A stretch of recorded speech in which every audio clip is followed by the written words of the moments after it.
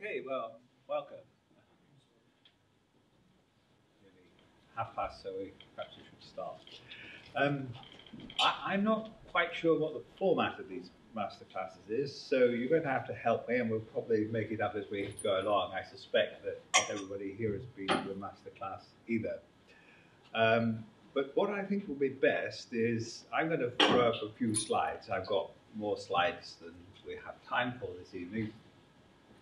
And what will be best is if there's something that puzzles you or interests you, if you stop me and ask me a question about that, I'll be very pleased if that happens.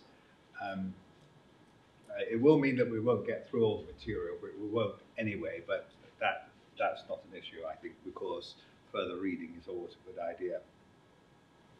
So I want to kick off with some of the ideas that sit underneath all this concept of transformation optics, metamaterials, and to some extent modern advances in plasmonics. And before I go any further, I get my crib sheet, which tells me what's coming next. So, yeah. So in the beginning, we were interested in the focusing of light with a lens. And this has been one of the classic problems in optics throughout the centuries. How to focus light, and what are the limitations of the focusing of that light. And you can get a very good image with lenses, but it is limited, and it's limited by the wavelength of light. And you can see that quite simply, because if you imagine that light is a wave, and then there's a wave vector k0, and that has two projections. The projection along the axis of the lens is a bit of the k vector which transports you from the object to the image. And so that has to be finite. And then there's this wave vector here, which is in the plane perpendicular to the image. And that's very important, because that's a Fourier component of the image. And I think you can see that if the angle theta remains real, then the maximum Fourier component you can get is k0. And you know that a Fourier analysis of an image, if you have more Fourier components, then you resolve very fine detail. If the maximum Fourier component is k0, then the resolution is something of the order of the wavelength, either a factor of pi or 2 or something like that. And of course, that's why we want a lens with a large angle, but even if theta is 90 degrees, which is the largest it can be, of course, then you can't capture all the Fourier components that you like to, because to go beyond that you have to go to complex angles, and that's not possible in physically realizable instruments. So their matter stood for a long time, and it was sort of given that the resolution of a lens is of the order of the wavelength, and that's why you have to go from, say, CDs, which use infrared radiation and carry 600 megabytes of data, to Blu-rays, which use blue light, much shorter wavelength. You can write tinier dots, and you can get, what, several 50, 20, 30, 40, 50 gigabytes of data on a Blu-ray, but that still doesn't compete with magnetic discs, on which you can have terabytes. So wavelength resolution is a pain with optics.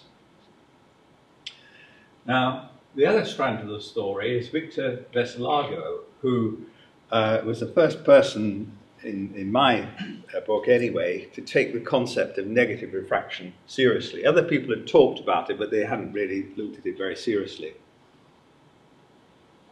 But Veselago did this in a series of papers around 1968. And he showed that if you have a system where instead of the angle of refraction being positive, that is to say, when light refracts at a surface, it appears at this side of the normal, that's the definition of positive, what happens in water and glass. If instead the angle appeared on the other side of the normal, then all sorts of curious things happen. And you can see almost immediately that this is a crazy thing, because there are several rules to be followed in refraction. One is that the energy must always flow away from the source. So if you're going to come this side, this ray vector, which is the energy flow, must point this way. There's another rule, which is a very basic one, which says that the momentum of the light parallel to the surface is conserved because the system is translationally invariant. And that means, in terms of light, that the wave vector component parallel to the surface is conserved across this interface. Now, normally, the wave vector and the ray vector, in other words, the group and the phase velocity, are parallel, as they are in the vacuum, as they are in glass and water. But this cannot happen in a negative refractive material, because if you have a wave vector with a projection which lies this way outside, and a wave vector which slants this way inside, then there's no way you can match something going that way with something going this way. And the only solution consistent with symmetry is that you have to have the group and phase velocity of ray vector and the wave vector pointing in opposite directions. And that immediately implies that some very strange physics is going on inside this material. So, translated into this language of pulses, if you have a pulse of light going this way, that's where the energy is flowing, then the waves contained in that pulse will be trying to rush through the pulse and go outside the other edge of the pulse. Other types of waves do this. I believe ripples on water of a certain frequency have this negative dispersion, but for light it was an unusual phenomenon, and one which was disputed somewhat, I might say. Veselago also pointed out that negative refraction could be used to focus light. So if you bend the light back towards the normal, then it will cross the axis of the lens again, and you get a focus inside. In fact, you get two foci. So this was known as the Veselago lens, and that too has some very strange properties. Now, Victor showed that if you want negative refraction, then you have to make two other quantities negative as well. And those are the quantities which appear in Maxwell's equations, which define the properties of the medium, which are the permittivity and the permeability, the electric and magnetic properties of the medium. And if these are both negative, then he argued that the refractive index would be negative. You can argue that by saying that the refractive index is the square root of the product of these things, and if you're taking the square root of the product of two negative numbers, it's arguable that you should take the negative square root. There is in fact a more subtle argument than that, but if both of these are negative, then the refractive index is also negative. Now that was the end of the story for about 20-25 years or more, because there are no known materials in nature which actually have both of these guys negatives simultaneously. There are quite good reasons for that. You can get a negative epsilon in metals, for example. Metals are plasmas. When you push them this way, the plasma shakes in the opposite direction. So you get a negative electric response in things like silver.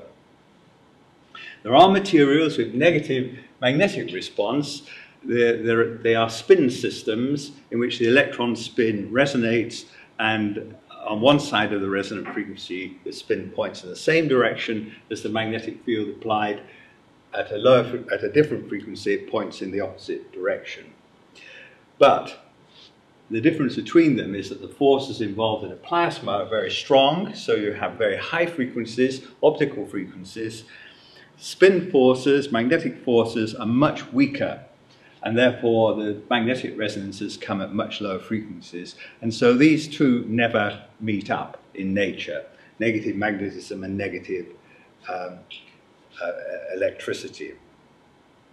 So it had to wait for a very long time before we could solve this problem. So it meant that if you draw this pie chart, which I'm very fond of, with epsilon along one axis and mu along the other, then this is the domain we're very familiar with positive mu and epsilon, which is a transparent medium. If you make epsilon negative, as in a metal, but leave mu positive, then you get metallic properties. The material is not transparent, it's reflecting. The same would happen if you made mu negative, but left epsilon positive. There are a few instances of that. That's also reflecting. If you make them both negative, then the material becomes transparent, but by no means of the same order as the stuff you get up here. It's transparent but different. And it's this fourth quadrant that remained accessible for very many years, until we came across these things called metamaterials. And the idea is that all materials owe their properties to the atoms and molecules they contain, and the fields and the polarization, which is a response to the applied field, is the average of the polarizations of all the molecules and atoms contained in that material. But the subunits over which you're averaging, which give rise to response, don't have to be as small as atoms and molecules. They can be artificial structures. The only requirement is to be much less than the wavelength inside. So within a cubic wavelength, you can do a good averaging job, and the definition of mu and epsilon remains secure. Of course, they are averages, and you've got to be able to do that average. So we might consider making little structures, nanostructures in the case of light, but millimetric structures in the case of radar waves, where much of the work has been performed. And if you add to the chemistry of the atoms and molecules the geometry, the physics of the structures which you can actually make, the possibilities become almost infinite. And we've been able to generate a much wider range of properties than you could ever do with just using chemistry. Of course, you've got to use chemistry to make the things in the first place, but you add to it physical structure. So here's one of the early structures which has received a lot of attention. It was designed to work for radar waves. I designed it when I was doing consulting for the Marconi company in the late 90s. And the idea is this, that if you take a ring of copper and you put a magnetic field through that ring, the field will induce a current, and the current in turn will produce some magnetism in the ring. Unfortunately, if you have just a closed ring, the response is diamagnetic, it's rather dull and boring. What you can do is to make a cut in the ring so the current can't flow around the ring directly, and then I've introduced a second cut ring, and the idea is that the current jumps across this capacitance here to make a complete circuit, round, round, round, round, like that. So the current's going round in a loop, inductance, it's going through a capacitance, inductance, resonant circuit. This has a resonance about 10 gigahertz. Now, you may be familiar with theory of resonances. If you take a swing and you push it, if you push it slowly, it will go in the direction that you push. If you push faster, if you shake this swing, eventually, when you shake faster than the natural frequency of the swing will do that, okay? So as you tune through a resonance, the response of that material or system which is resonating changes its sign as you tune through the resonance. So if this ring is paramagnetic as a positive response at a low frequency, then as you go to higher frequencies which are above the resonance, you go through a very, very strong response at the resonance, which could be infinity if there are no losses in the system, but isn't because there are. But the response will be a negative response above the resonant frequency. So this was the easy way which we generated negative magnetism at radar frequencies. And something we also proposed, which actually had been, unbeknownst to us, had been proposed before, was to, having got the negative magnetism, you then had to make negative electrical response at the same frequency. Now, we know there's negative electric response in silver, but by the time you come down to the sorts of frequencies involved in radar waves, that's just not effective anymore. The plasma doesn't behave like a plasma. You have a resistive material at radar frequencies. But there are plasmas which resonate at radar frequencies. They're up there in the sky. They're ionized gases. And to lower the plasma frequency, you have to do two things. One is you have to make the density of charge dilute. That's okay, that's a gas up there. And the second thing you have to do is to work with heavy particles. Well, that's okay too, because you have ions up there, which are heavier than electrons, which resonate in silver. So the idea is that if you take your silver or copper and you dilute it by cutting it into very small pieces, for example, making it into very thin wires, then you have a dilute gas of charges, electrons. But the electrons are still light. But if you send an electron along a wire, it creates a magnetic field looping around the wire. Okay? The wire is inductive, and the thinner it is, the more inductive it is. And if you have a very thin wire, it's very inductive indeed. So if you take a wire of a few tens of microns in diameter, and you space those wires by about 5 millimeters, you find that the inductance makes the electrons appear as though they're heavy. Something that's heavy, you have to push it hard, invest some energy to make it move. You can get that energy back by slowing it down.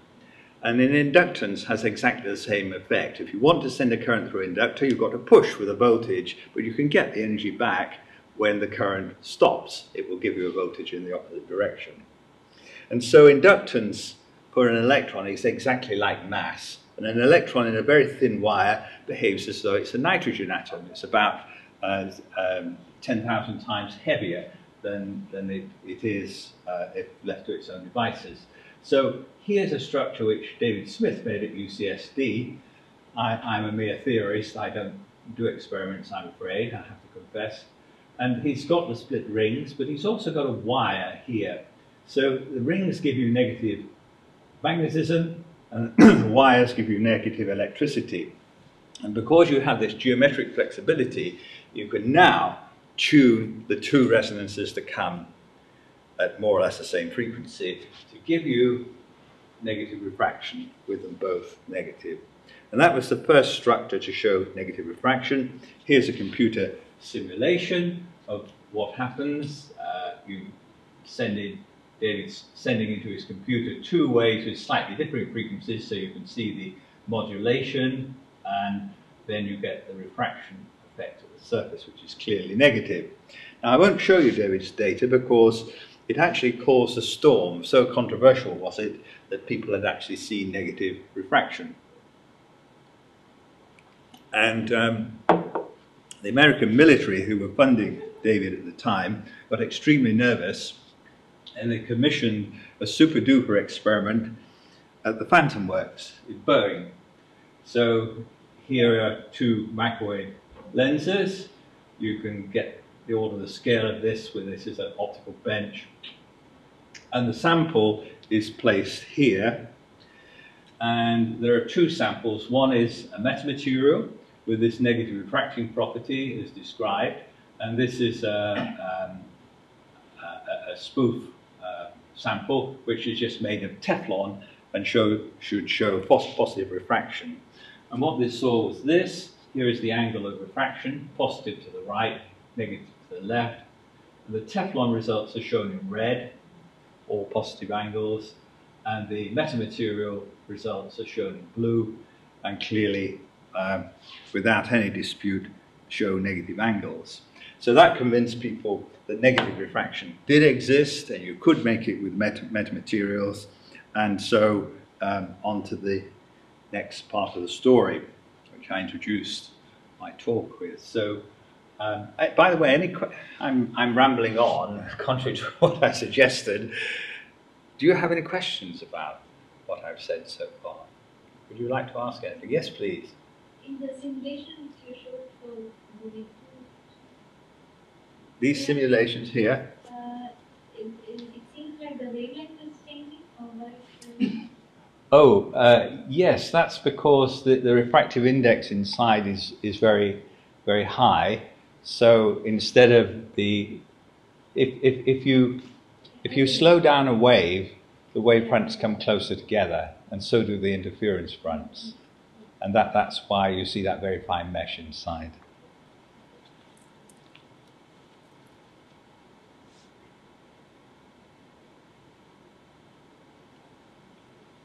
So, back to this question of resolution of the lens.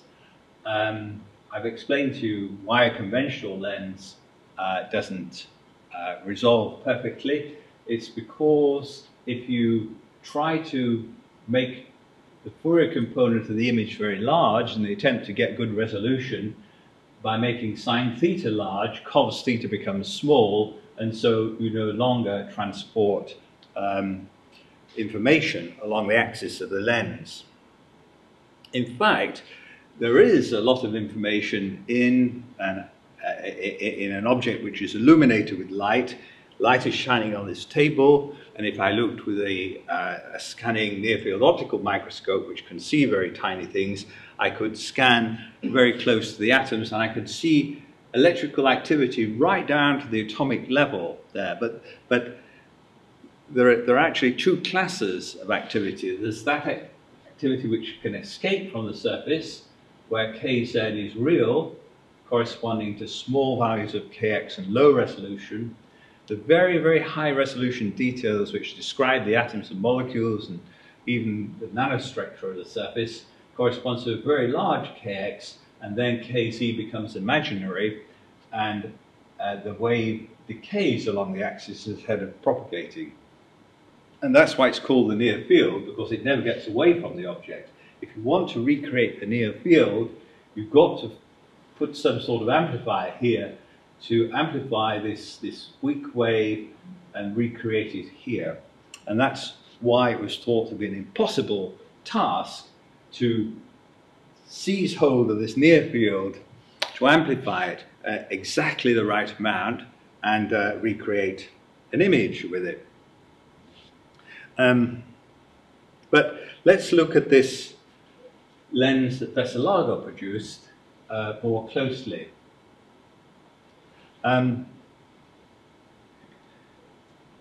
When Veselago suggested his lens, he and everybody else assumed that it would be limited in resolution just like any other lens. But I had my suspicions about this lens. There was something very strange about it. It was unusually perfect in many respects. And I did the calculation of what the resolution of this lens would be.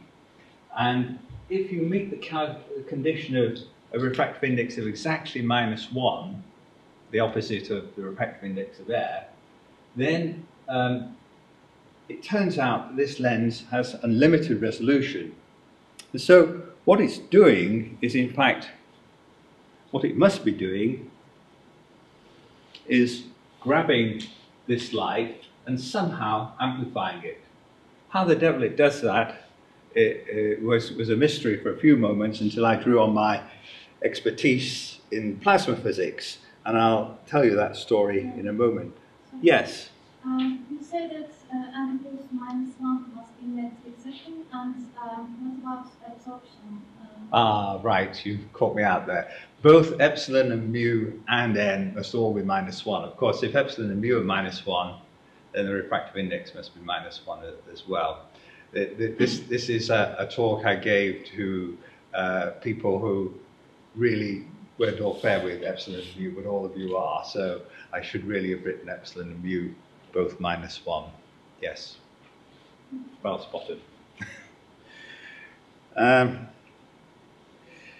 But before I explain the details of how it does that super resolution, let me take another perspective on how lenses work. And that's due to Fermat. Fermat had many brilliant notions. There's his famous conjecture or theorem, which was taking several hundred years to prove until Andrew Wiles did it in, I think, a 1,000-page paper and several huge computer computations. But one of his other guesses was how light forms an image.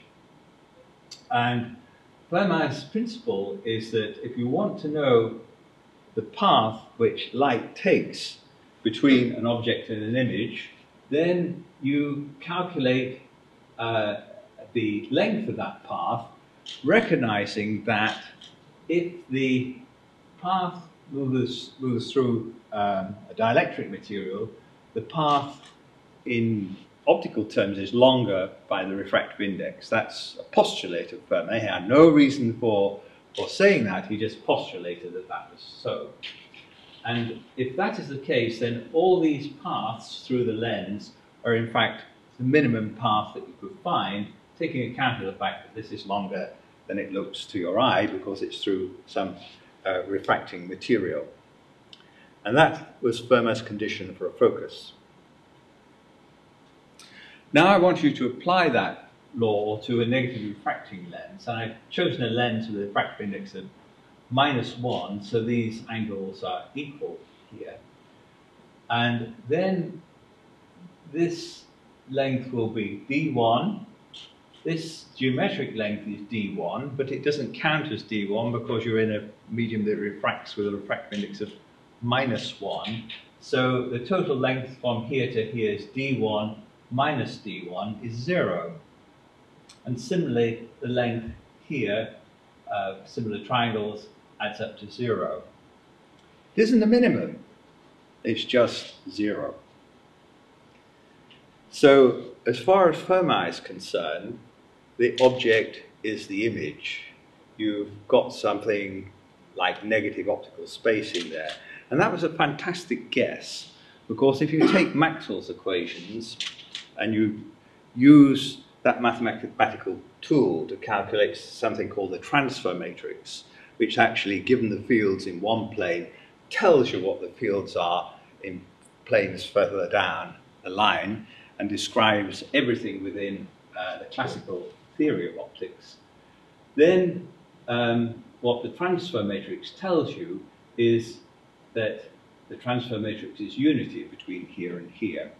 Not just for the far field, but for the near field, for all the fields, provided that this condition of epsilon and mu being -1, refractive index being -1 is met here. And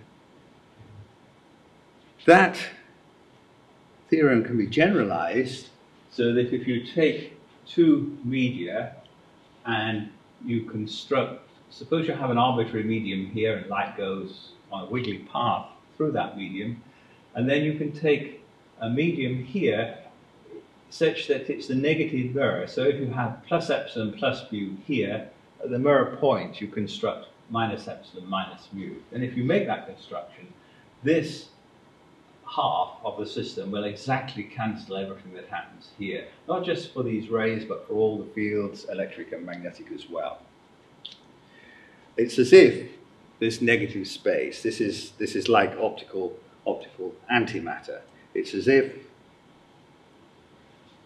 you can take two quantities, a positive piece of space and a negative piece of space, optically speaking, you add them and you get them to add to 0. Now what's going on in this system?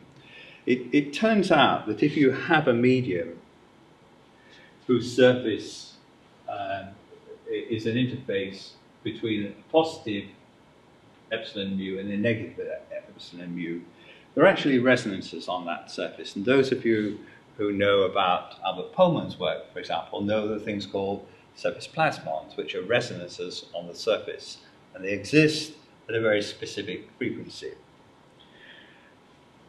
And you also probably know that if you take a resonance system and you shine even weak energy upon it, the resonance will catch hold of that energy, collect it, and store it within the resonance, and it can build up to a fantastically high value. You've probably heard the legend that if a singer with the right pitch of voice sings at a resonant system, a resonant frequency, she, because it's usually a high voice that's required, can smash the glass. Can't smash that glass, it's not got a high enough Q to the resonance, but a really nice wine glass made of good crystal that has a good resonance to it, you can smash it by collecting a little bit of energy from the voice, storing it in the resonance over many beats, and building up to a fantastically high value. And that's how the surface of this negative material amplifies these evanescent waves I spoke about earlier on in the talk. So the thing that's doing the amplifying here is not an active system. The energy is being gathered from the source here, and it builds up in the resonance until the resonance is at exactly the right value to restore the image to its correct value.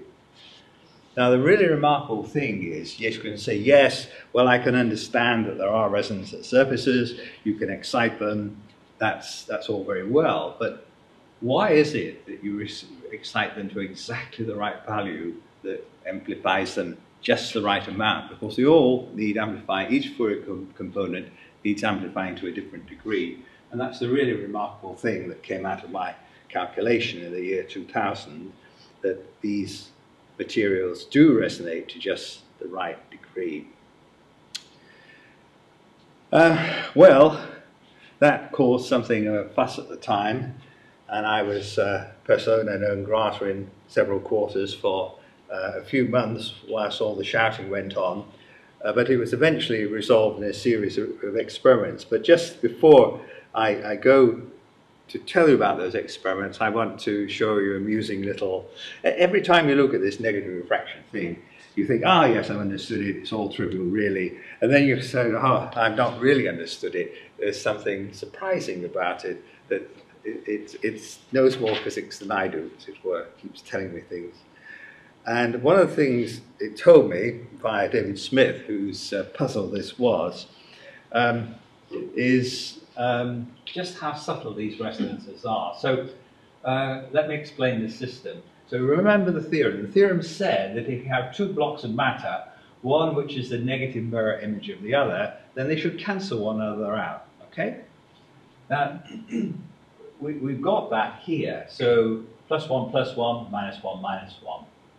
But we've done a bit of a trick here. We've cut out a cylinder or sphere, whatever, from this material here, and we've placed it here, but in exactly the place so that the theorem still holds. So although I've got -1 -1 here, I've got +1 +1 here.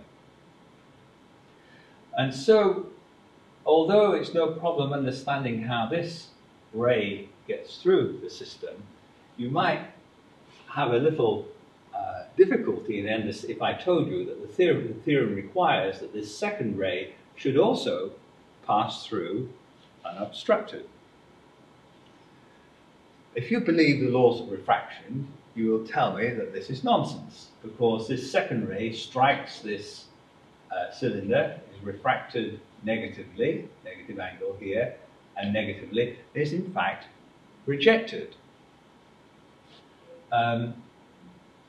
But that's the ray approximation. The ray approximation is an approximation, and the prediction of the annihilation of these two bits of space is from Maxwell. Maxwell beats rays any day of the week. So here's a computer simulation done by David Smith, because he didn't want to tease me without having told me the answer. And what he's looking at is a piece of negative refracting material, and you can see that if rays come on, the wavefronts come from above, this material scatters stuff all over the place. So lots and lots of scattering here. And if we put a block of antimatter on top, which precisely cancels this, then it should be like oil poured on troubled waters. So the wavefronts go calm again. Not only do they go calm, but they're transmitted with equal amplitude to the other side. A few little inaccuracies in the calculation, but nevertheless you can see that all this spurious scattering, which the ray theory predicts, is eliminated. Now you can see a little bit of a clue to what's happening. Of course, if you look at this negative material, you can see on the surface some intense hotspots here. You see this red stuff, that's where it's getting very intense. And what's happening here is you can see from this refracting here, suppose this ray got as far as here. If it did, it would then, according to laws of refraction, go around in a circle. It would be trapped. Okay. And that ray diagram is an indicator of the fact that you have a resonant system there. And what will happen is we have to recognize that the ray approximation doesn't deal with infinitely thin rays. They're Gaussian beams at best. They have little tails on them. So when these rays go around here, as they will when you first switch on, you say, oh my God, negative refraction, the theorem doesn't work because you'll see a reflection. But if you wait, over time, the little tails on these Gaussian beams, these rays, will excite this resonance here.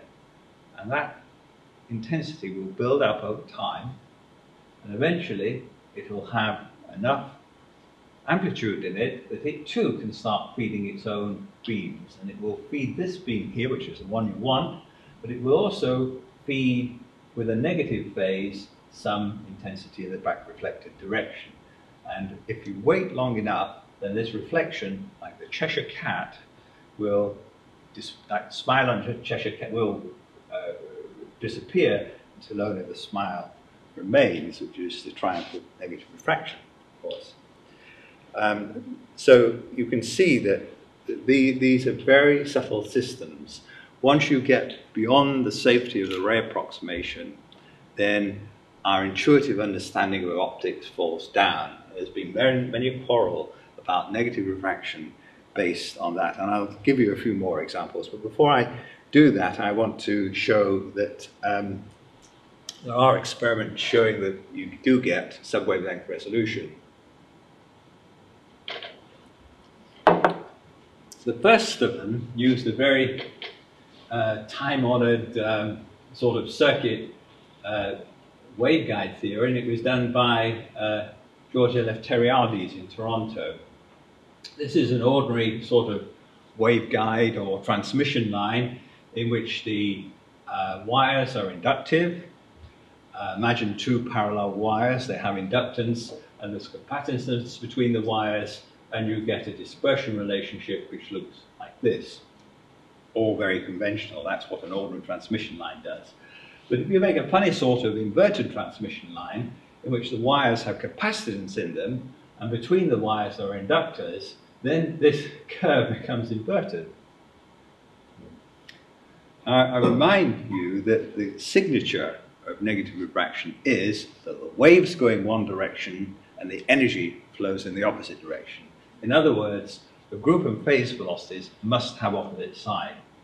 So if you take the phase velocity to be positive, that is, say, a positive wave vector, then the slope must be negative, and that's exactly what you've got here. Whereas here, the sign of the wave vector and the slope of the omega by decay are both positive here. Here they have different sides. So that's a negative refracting system.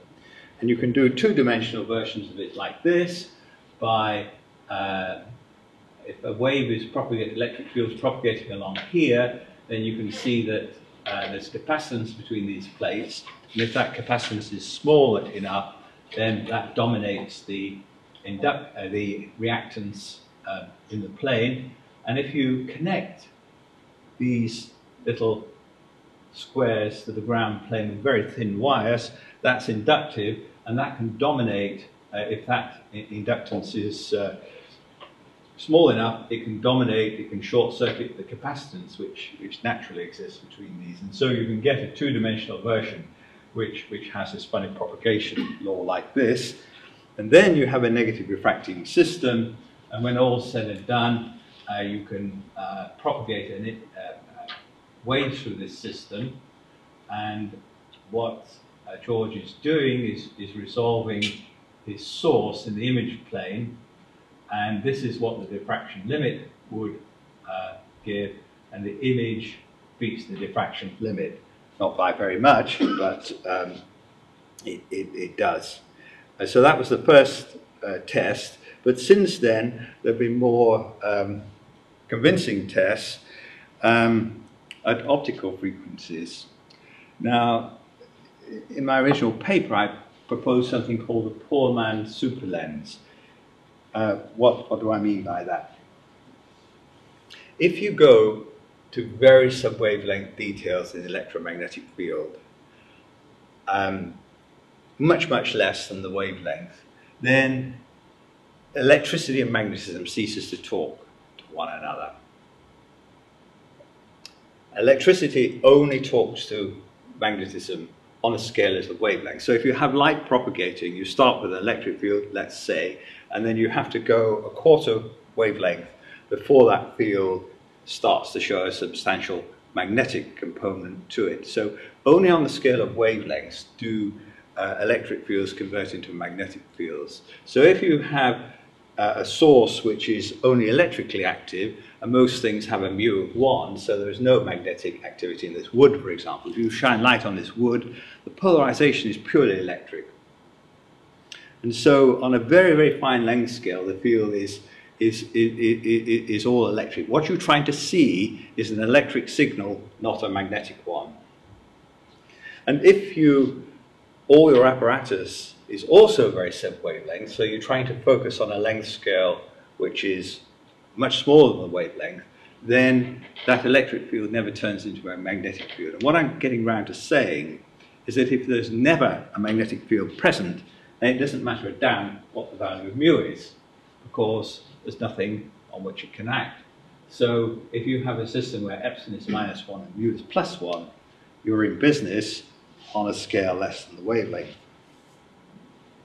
So the poor man's lens can focus just as a perfect lens can, but it can only do so on a sub-wavelength scale. But that's okay, that's what we're interested in. And it turns out that silver in the visible has epsilon less than 0, and in fact there is a frequency in the visible region of the spectrum where silver has exactly epsilon of -1. And there, it can, with silver, the plasmon on the surface of the silver can catch the wave field of the object that you're trying to see, and through this resonant interaction through the surface plasmon can actually amplify that signal. Now that was taken up by the Zhang group, that's a bit G there on the end, at UCLA actually, it's now at UCB, and their system looked like this. So what they're looking at is a quartz film with some chromium on the top, which has been etched into a grating, and the word nano. That's what you're trying to see. And these distances are all nanometers. Then there's a spacer layer of 40 nanometers, a silver layer of 35 nanometers, and because you can't see it, there's no point looking at this with a microscope, you have to create the image in a photoresist. And the wavelength here is 365 nanometers. So all this is way below the resolution of a conventional lens, way below the wavelength. And this is what they saw when they did the experiment and stripped away the photoresist, developed it, that you could resolve a grating of 50 nanometers, and that's lambda over 6, much less than the wavelength. Perhaps more impressive to the eye is what happens with this nano. So there's a focused ion beam image of the etching on the chromium. There's a 2 micron marker here. If you don't have any silver there, you just have spacer layer, and this is what you see, and a scan over this image produces a wavelength limited resolution of 321 nanometers. But then you put in the silver, and it's like popping on your specs. The whole thing pops into focus, and now the resolution is 89 nanometers, a fairly convincing demonstration that you can image sub-wavelength on the nanoscale. None of these experiments is easy, by the way, because I should point out that there are two things working against you. One is the intrinsic loss of the silver, which it turns out limits the power of these resonances. But more important is how smooth you can get the silver. Imagine you're trying to grow a silver film, very, very thin. Imagine you're trying to make a layer of mercury on this desk. I suppose health and safety stops people playing with mercury these days, but when I was a student, you could get mercury in your hand, believe it or not, and throw it on the desk. And if you do that, you can believe that what it does, it splatters into 1,000 little balls, okay? And that's what silver does if you try to grow it on a substrate, unless you do some very, very clever things. And the whole trick of making this lens work is getting this silver flat, not to better than a micron, which is what you need in the telescope, but to a few nanometers, which is what you need to suppress all the spurious effects that you get if you didn't have it really flat. So that's a huge challenge. Now, to overcome that challenge, people have looked to other materials. There's a plasma-like resonance in silicon carbide, but this happens in the infrared rather than the visible. And here's a silicon carbide super lens. And now you've got the spacer layer divided equally either side, so that's 220 plus 220 of positive stuff, 440 nanometers of negative stuff. And what they're trying to do is to shine light on this scanning tunneling microscope tip here and look at the reflected light, and it should be influenced by what's in this gold layer underneath, in which these guys have cut some holes. So this whole system should behave as though this stuff isn't there, because it's annihilating itself, and you should see the gold layer underneath. So what do they see scanning over that system? Here's what an E-beam sees, 2 microns again, and you can see you can resolve these guys, you can resolve these guys, or, well, maybe not these guys. And then this property of the silicon carbide goes away very rapidly if you tune off this resonant frequency. You tune to a different frequency, you see absolutely nothing. And here what you're seeing is an image which is a 20th of the wavelength in diameter. Well, here are a few more scans. I'll pause there and ask if there are any questions. Yes? Is this similar behavior like a gain medium? Or Like a... Is it like a gain medium? Ah, that's interesting. It's not like a gain medium. There's a distinction between amplifying something. So there's no energy in the silver film. All the energy for the resonance comes from the source. It's completely passive. So the medium doesn't have a gain. It just makes a signal, gathers the energy of the signal and stores it until it's very big at that point. And that's the trick, and that's why people, people have forgotten about this property of resonances and didn't realize you can use it at resonance to amplify but not intensify something. So you're not putting any power in, it's self-power. Weird. Yes? Do you have a question? Okay. Right, now on to more weirdness. This is by way of an introduction to transformation optics. I think we pause at 8:30, do for a break. Do we get a break at 8:30? Do we a coffee break or something? Well, I'm going to break at 8:30, so. Now, this is the Vestal-Argand lens. If you have this perfectly -1 and epsilon mu also -1, that's all, then this is a perfect lens. But it's a very dull lens because it's perfect, it produces an exact copy of the object, exactly the same size. Well, usually with a lens you want to make the object bigger or something like that. Sorry, it has to be perfect, can't be bigger. However, there's something I'm going to talk about in the second half, which is transformation optics. And that tells you how, if you want to distort the geometry of a system, what values of the epsilon and mu you should use to make sure that the light rays are also distorted in that way and still obey Maxwell's equations. So I'm going to do a really violent change of the geometry. I'm going to, instead of plotting this as a function of x and y, I'm going to call this coordinate the log of a radius and this coordinate an angle.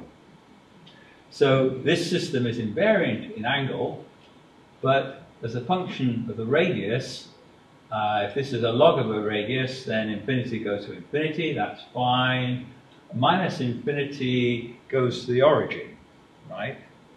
And then you have positive, negative, positive. And what that looks like is an annulus. Well, here are the coordinate transformations, but you get an annulus of negative stuff, and then positive, negative, positive. And it turns out that by using the laws of transformation optics, which I'll come to in a moment, after the break, you can calculate what the values of epsilon and mu are, which would make this into a perfect magnifying glass. And here they are. So this inner bit here must be very, very highly refracting, large values of epsilon and mu. And this bit here must be negatively refracting, as in the original, but now it's a function of the radius, that the law of transformation requires that, and outside here is free space. And the effect of this system is to take the contents of this inner sphere here, and to an external observer, they appear to fill a much larger cylinder. You can also do the same thing in spherical coordinates as well, by the way, and make it fill a much, much larger area. So you made a magnifying glass, and it's perfect. Conversely, anything you shine onto this larger sphere here is captured and condensed into this inner cylinder here, and I think I have a movie of that. So, yeah, well, first I'll tell you why this is really weird. So here's what Maxwell's equations predict. It predicts that if, for example, you have a plane wave incident on this system, this lens, all this is just free space, by the way, between the blue and the red. And this lens will capture this wave and stuff it into this inner green cylinder here. So everything that's in the red cylinder is captured in miniature in this green cylinder here. And that's what Maxwell says. Let's see what the ray picture says. And again, we come across a paradox, and it works like this. So here's a ray on axis, goes straight through, no big deal there. Here's a ray which is off axis, you get some negative refraction, a curved trajectory because refractive index is a function of radius, and further negative refraction, and it's compressed into this inner region here until it escapes from the other side. But the problem is that this is the last ray which touches a physical refracting object. And this ray only goes about, in this instance, about halfway down here. These rays here, which don't touch anything, which are going through free space, in the ray approximation, they cannot be captured. But what's Maxwell saying? Well, Maxwell is saying that this top half of this inner sphere is filled with waves. Exact miniaturized copy of these waves here. Maxwell says, despite what the ray picture says, these rays are captured. And I'll put it to you a different way. That somebody's provided me with a bottle. If you look at a bottle, glass bottle of fluid, it's better with milk. But you can see that there's a sort of illusion. The fluid appears to go right to the edge of the bottle. The reason is very simple, that any ray of light which strikes the glass must go into the water or milk, and therefore it looks as though the water, you can never realize how thick the glass is, because the water appears to go right to the edge of the bottle, okay? No big deal. But if I took another vessel, which was composed not of glass, but of this negative refracting material here with the prescription I've given to you, and I put some fluid inside it, say my orange juice, then what would happen?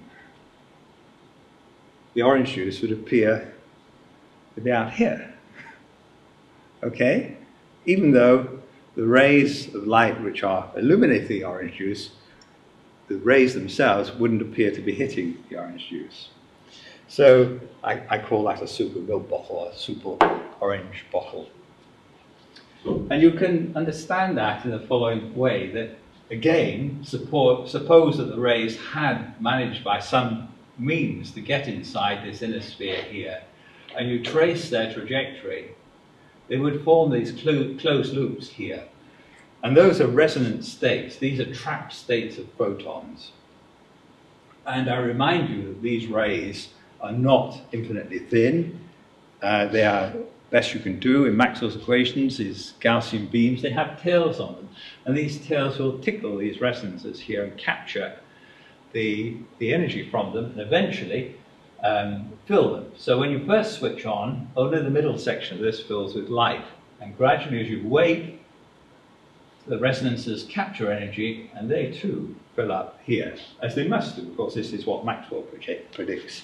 And it's sort of weird to see this happening in real time. Let me show this.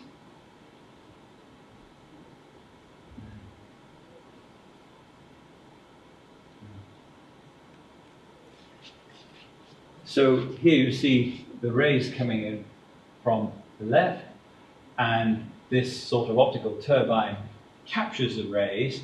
Note something rather interesting here, that the energy is flowing from left to right the whole time. But because the energy velocity and the wave velocity are opposite directed in negative material, the waves are actually flowing in the opposite direction. And that's how you meet the boundary conditions here. These waves are flowing outwards and sort of annihilating these. You can catch them going around like that. And that's how these large ray spacings match up to these smaller ones in here. What this doesn't show is the near field being captured, of course. Close that down. Bad for epilepsy, I believe. Okay.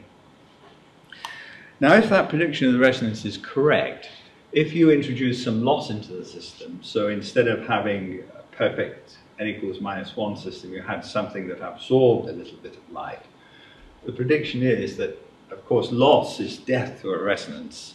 The reason this glass sounds really clunky and doesn't resonate very strongly is that there's loss in the glass, particularly because I'm clutched hold of it and damping the resonance. And so loss is the enemy of resonance. And if I introduce some loss into the system, it should kill the ability of this system to capture light into these inner regions here. So what I'm doing is I have a loss tangent here of 1 part in 1,000, 1 part in 100, and 1 part in 10. So here you can already see, even with a loss tangent of 1,000, that in this inner region here, you're failing to fill this top region here, which has to grab rays from a very large distance and therefore needs very strong resonances.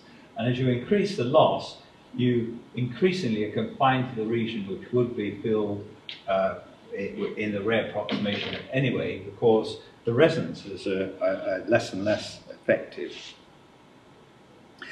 Nevertheless, there's some surprising things you can do with this device other than that. I've told you about a system in which you can capture what's in this region here. Essentially, you can annihilate the distance between here and compress everything in this region into the inner region here. Now, CT Chan and his group have come up with something even smarter, that he wants to develop a really smart cloak. So tomorrow I'll talk about cloaks which you can wrap around things to hide things, but in my cloak you have to wrap the cloak completely around the object to hide it. He says, well, wouldn't it be nice if you could just put something near an object and the object would vanish? So what he's doing here is he's taken a system in which he has the Vesselado lens with a crescent cut out of it, and then in the air he's got the negative of that. At any rate, these complement one another. And then he's done the transformation, so he's made a cylindrical or a spherical system in which these two annihilate one another. So he's got a system here where this object can annihilate this object to which it's brought close. Of course, you have to know ahead of time what this object is. Nevertheless, you can bring this thing close to it, and because of this property of complementary spaces, you can annihilate it, optically speaking, and then you'll see nothing here. Of course, the whole thing's vanished. Very, very clever idea. So I'm about halfway through my stuff there, and I'm going to pause and ask for questions, and then the powers that be say that we all have a coffee at that point. So are there any questions, please? And what sort of distances would that work? What sort of distance? Yes, between the object that you want to hide. Well, that's a good question. Theoretically, any distance, practically, this is going to act at really microscopic distances, because if you think what has to happen, you're in a situation where, suppose you take a ray like that, okay, and if this cloak wasn't here, you see the shadow of that ray, because it will be blocked by this object here, or reflected off into some other direction. You could see the object if a ray struck it like that. So what you have to have is a situation where this guy knows that that ray has scattered the object. In other words, it's got to sense those Gaussian tails. How far do the Gaussian tails stretch out? It's of the order of a wavelength. So you're really talking about systems which are sub-wavelength here, if you're going to have any meaning to making them practically. It doesn't stop theorists, saying what if, it's really great. But if you're talking about a practical device, they're really very small devices. Sebastian Gueno, one of my former postdocs, has been looking at the lens in a different way. Remember when we wanted to build a lens which made things bigger, we called this the log of the radius and this the angle. There's no reason why you should do that. If you call this the log of a radius and this the angle, then you get something interesting. So, for example, if you go around, if this is a system which is constant in the radius, and then you call this an angle, so here's a Cartesian view of it, you have an object here which has an image there, and so on. But now if you plot it in cylindrical coordinates, you have plus, plus, plus, minus, plus, plus, plus, plus, plus, plus, minus, but the same focusing properties. So if you release light from a point source here, or a line source, then it will be focused here, inside the medium, and focus a second time here. And this is rather an interesting system, because it does exactly the same job. You know what a corner reflector is? If you have two mirrors at right angles and light strikes one and then the other, the light will come out in exactly the opposite direction to the direction it went in the first place. They've done these things on the moon. So they have corner reflectors on the moon. You shine a laser light on the moon. Ordinarily you couldn't see it, but because a corner reflector sends the light straight back to where you are, it's bright enough to be seen, so you can measure the distance to the moon within a few wavelengths of light. Fantastic. But a corner reflector using mirrors will blank off 3/4 of the space, so only this space will be available to you. This is corner reflector, but it only actually uses up 1 quadrant. So another idea you could come up with is to say, well, instead of going plus plus plus minus, plus plus plus minus, you could go plus minus plus minus. In other words, there's room for another corner reflector here. So if you do that, what you get is something which goes round in a circle. You get trapped beams.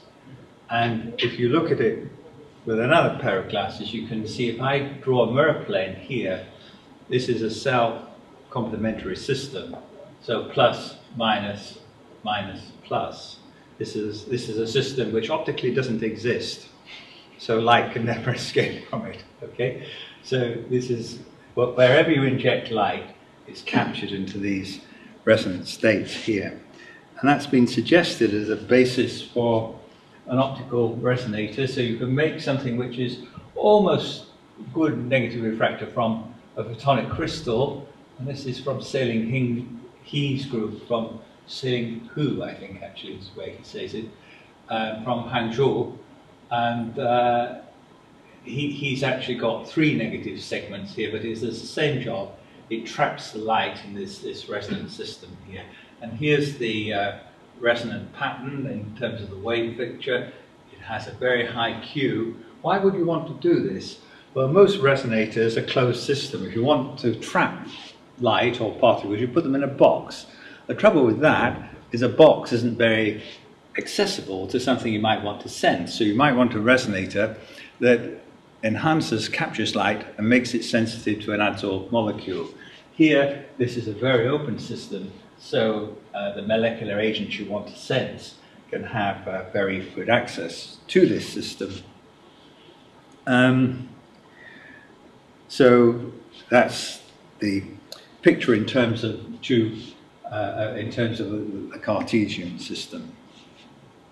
So you can see that we've had a lot of fun with these strange things that metamaterials can do, particularly with negative refraction.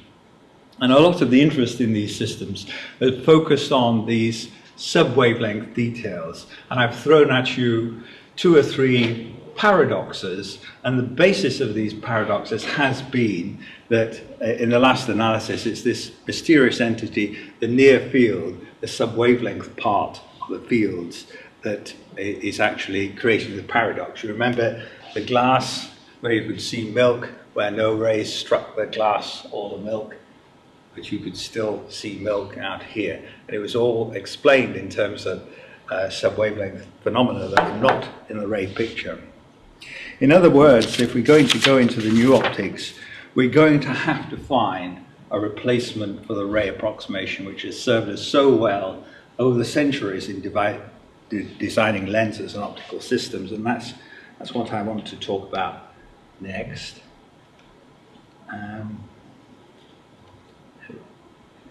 So let me fire up. So that's actually the title I gave you in my abstract.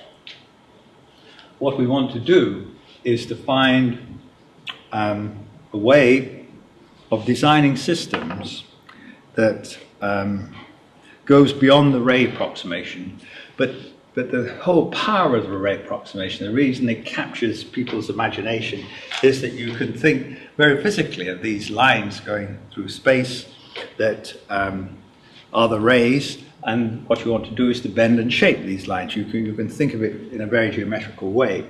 And I want to put that picture, replace that picture with another equally appealing one.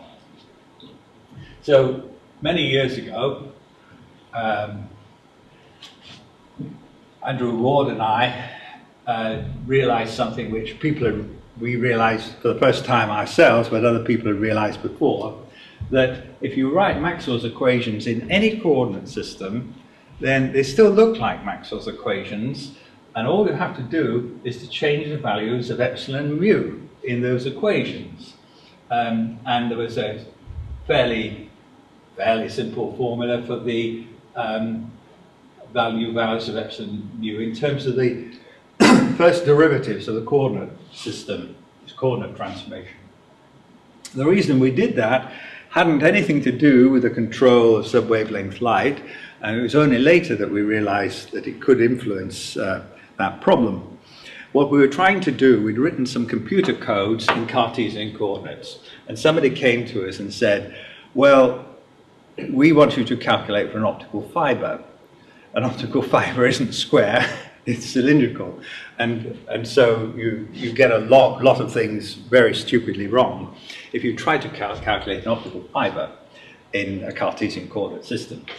So rather than rewrite the codes, we very lazily said, well, what do the equations look like if we write them in cylindrical coordinates? And this told us that we didn't have to change the codes at all. Cylindrical coordinates look exactly the same as Cartesian coordinates, but with different values of the epsilon and mu that you put into them. And so we're able to do our fiber calculation. But somewhat later, we realized that something very interesting was happening when you make this coordinate transformation. So if you imagine that you have a ray of light, or any conserved quantity actually, because this works at the level of Maxwell's equations, not at the level of the ray approximation.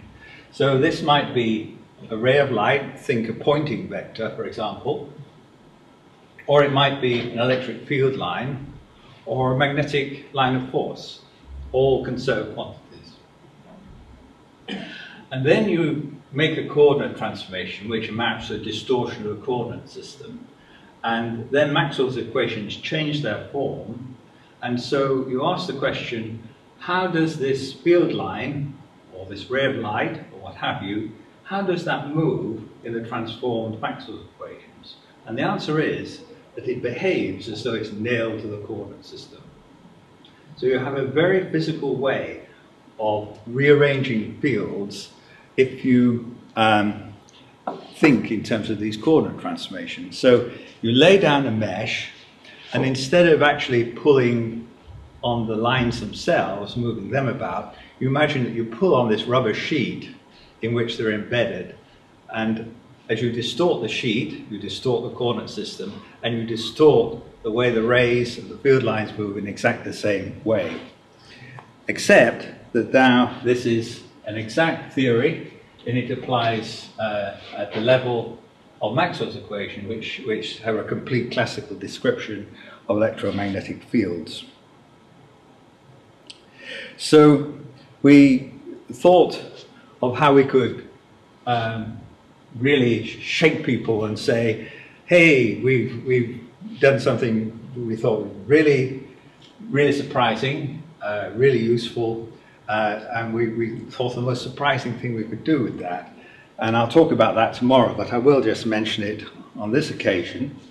And that is, you can actually hide something. So to hide something, the biggest problem you have is to get rid of its shadow. And to get rid of its shadow, you never allow the rays of light to strike the object. You allow them to freely flow around the object like water around a stone, and then come out the other side. And so what you have to do is to take all the coordinate system in a sphere, make a hole in the middle of the sphere, and then rip space and compress the coordinates and shove all the coordinates into this annulus here, leaving a hidden inner region. And if you really believe that all the rays of light, all the field lines are taken with that distortion, then if you carry the rays with you, they will be distorted along here. And what's more, if you don't distort the coordinate system, you don't distort the way the light goes. So you haven't distorted the coordinate system here, and therefore the trajectories of these rays of light are exactly the same as they are before. What's more, not only have you designed a system that can hide things from rays of light, you've created a very complete cloaking system, because this operates on all the conserved fields. So you've driven out electric and magnetic fields here. So if this was a near field, you're just not confined to working in rays. So if there's a point charge, for example, and you have some negative Epson material here, you could do exactly the same job. If this was a magnetic north pole, likewise. And that really created quite a fuss. But I don't want to talk about that today, because I'm going to talk about it tomorrow. Instead, I'm going to tell you about some sub-wavelength problems that I think will lead quite quickly to some very interesting applications. So one problem that people would like to solve is the detection of single molecules. For example, plasmonics, the major application of plasmonics is biomedical sensing. So you have, say, a silver sphere, you shine light on it near the resonant frequency, it captures that light, and it produces a very strong plasmonic enhanced field near it. So a molecule which has been bound to the silver will experience a very strong field and give you a much stronger signal than if that didn't happen. There are many variants on this idea, but the enhancement of the spectroscopy by using plasmons is an important application. Some would say it's perhaps the only really serious megabuck applications of plasmonics at the moment. But there are problems. The enhancement in commercial systems is relatively modest. So you might get an increase in your signal here of a factor of 20 or 30. Very useful, of course, but it's known that in systems which theoretically you can control very well, you can get much more than that. The other disadvantage, or another disadvantage, is that this silver sphere, you have a discrete set of resonances, only one of them is dipole active, and so you essentially have a single frequency at which you can detect molecules. If you want to detect another frequency, you have to have a different shape of particle. So what it would be nice to do is to find some systematic way of designing something which was broadband, which captured light, and which concentrated it at a point. And what transformation optics does is enable you to take a systematic approach to this by breaking the problem up into steps. So, for example, if I take a thin slab of silver that has the plasmons interact, surface plasmons interact across the thickness of the slab, and that gives rise to a broadband dispersion of frequency versus wave vector in the plane. This extends right down from the surface plasma frequency right down to zero frequency. So that's about as broadband as you can get. And if you put a dipole out here, say you have an atom which is fluorescing, and you put it near to the surface plasmons will capture that light and carry it off to infinity. Well, it's broadband, but it's not very helpful that instead of concentrating the light, it's bunging it out to infinity. No matter, we've solved half the problem. So let's think of a transformation that turns space inside out. So I want a transformation that takes those points at infinity, where the energy is going to, and transforms them to the origin. And if we want to capture light, we don't want a source of light that's here near the origin, we want a source of light that's infinity. So we want this inside-out transformation.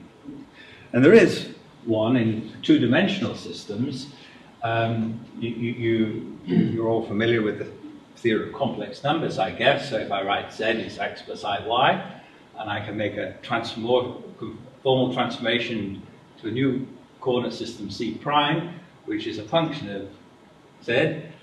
And if I take this very simple inversion here, which is z prime is 1 upon z, then for very large values of z, points at infinity, they come close to the origin, and points at the origin in z space go to infinity in z prime space, blah, blah, blah. You've seen all this before, I said.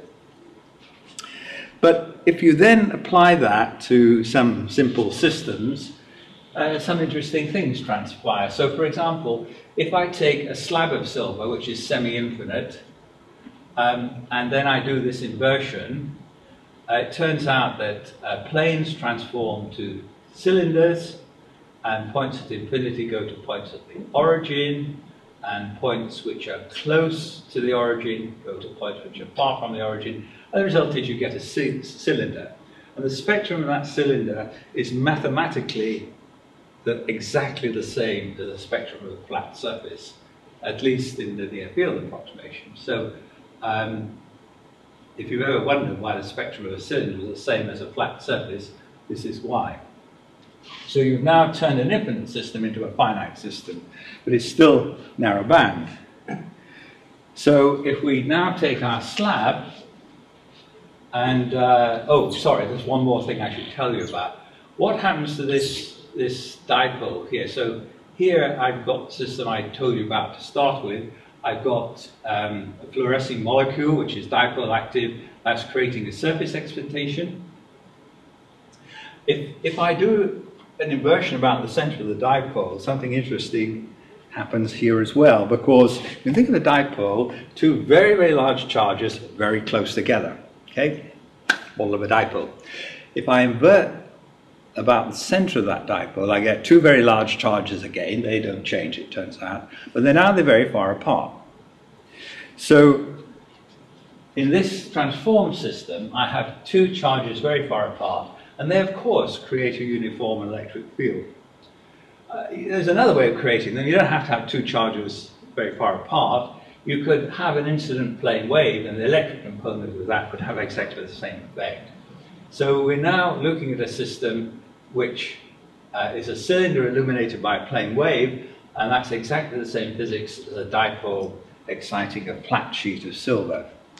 So you see how this idea of introducing a transformation can take a canonical system, which you understand very well, which might be a flat surface or a thin sheet of silver, which you can solve analytically. And from it, it can create an enormous richness of geometries. And it's function through structure. So we're starting with a system which we understand very well, but isn't very useful. And we're transforming its geometry into something which might be useful. So the next step is to make it broadband. So instead of doing an inversion on a semi-infinite slab, I do it on a finite slab, which is known to have a broadband spectrum, and I get this crescent shape here. And so what's happening with this system is that the dipole is creating surface plasmons which carry the energy to infinity. Here, the dipole is transformed to an instant plane wave, creating a uniform electric field. That creates excitations in this fat bit of the crescent here, which then, instead of propagating to infinity, infinity is now transformed to the origin, and these waves go to the origin here. Just as they never get to infinity, they never get to this point here, because as they go along, they go slower and slower and slower.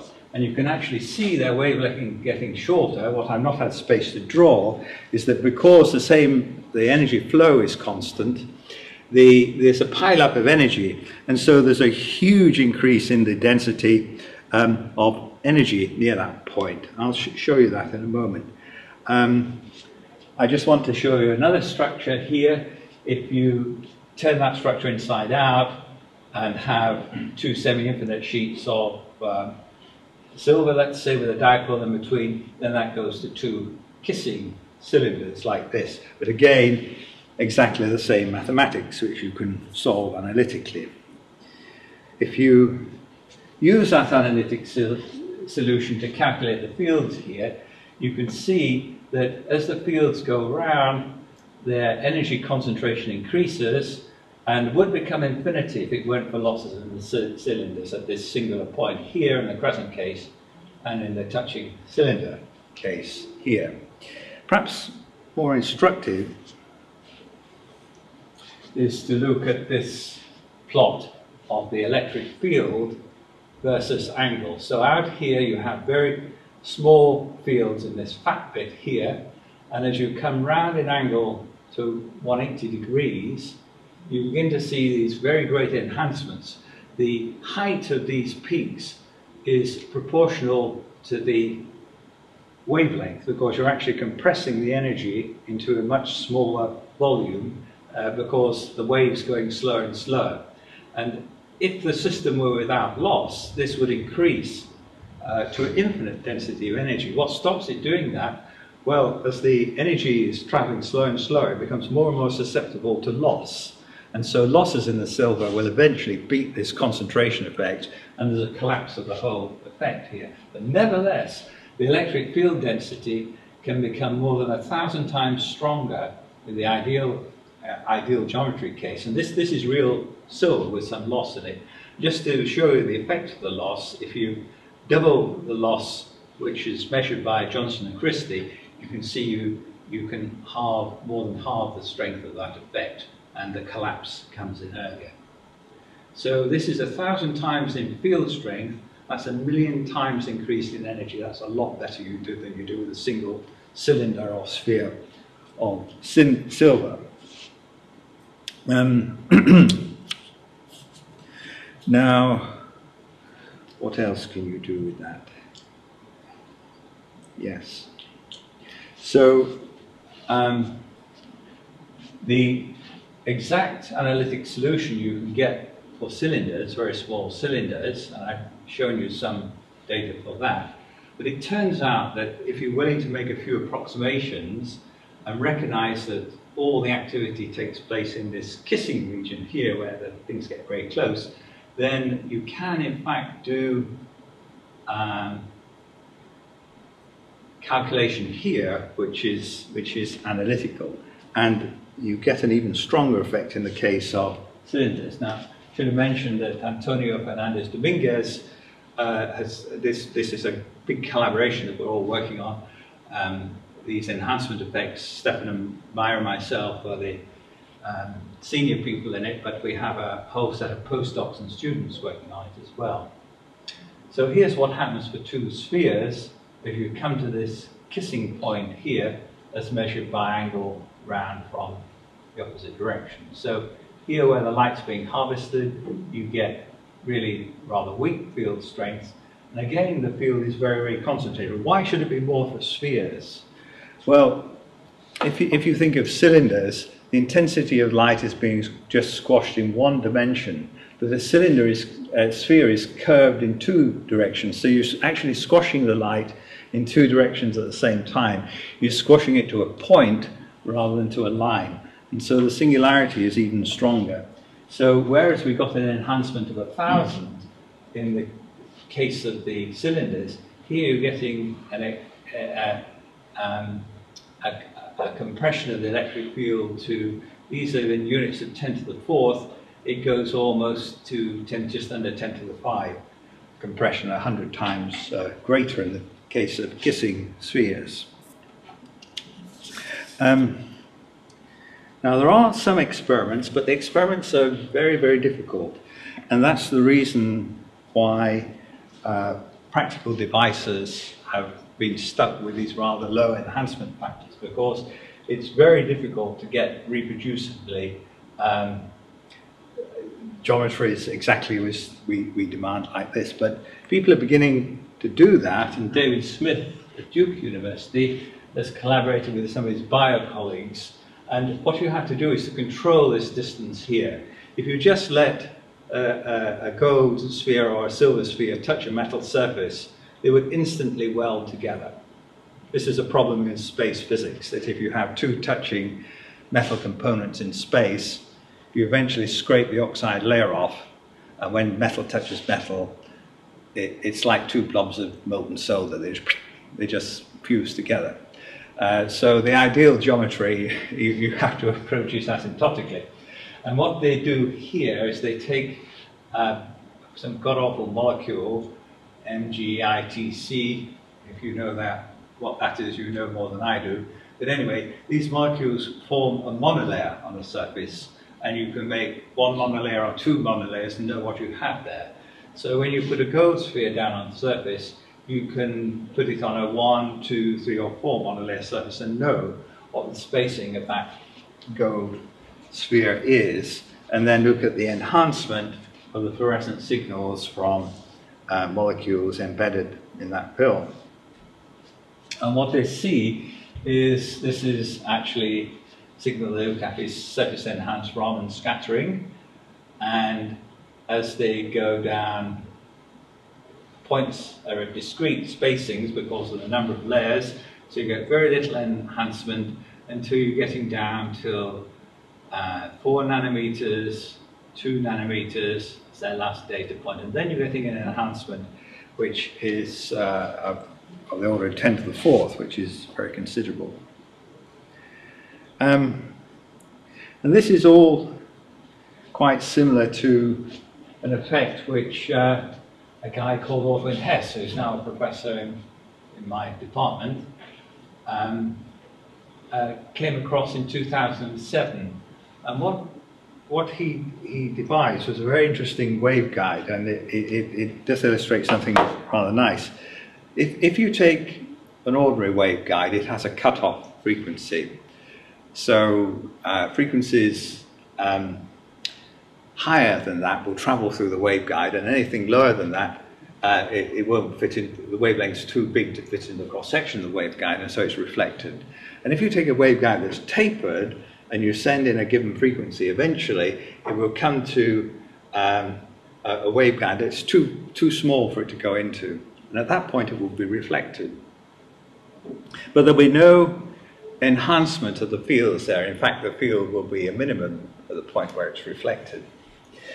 But what Ortwin devised was the waveguide where there was a cutoff, but it had a very strange singular point in that instead of being reflected, the wave just went slower and slower and slower and slower until eventually it stopped. And of course, if that happens, you're pumping energy into the system all the time, and so the energy is growing phenomenally. And if there's a little bit of absorption in the system, it will give rise to precisely this cut-off effect that I mentioned here. So Ortwin seizes it, and that's what really inspired us to do this mathematical version of his waveguide to do this concentration effect by a coordinate transformation. Now, some of the other things we've done with this system.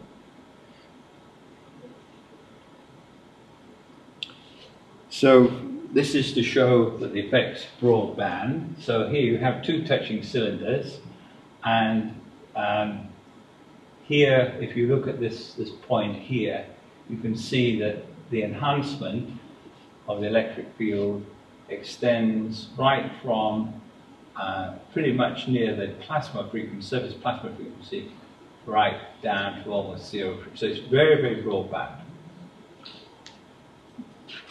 And something else you can investigate is how it varies with the ratio of the sizes of these cylinders.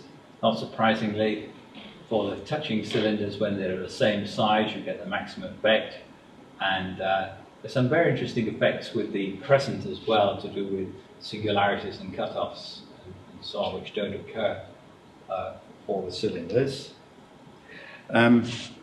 So here am I enthusing about these things. So what are the difficulties which stand in our way of making a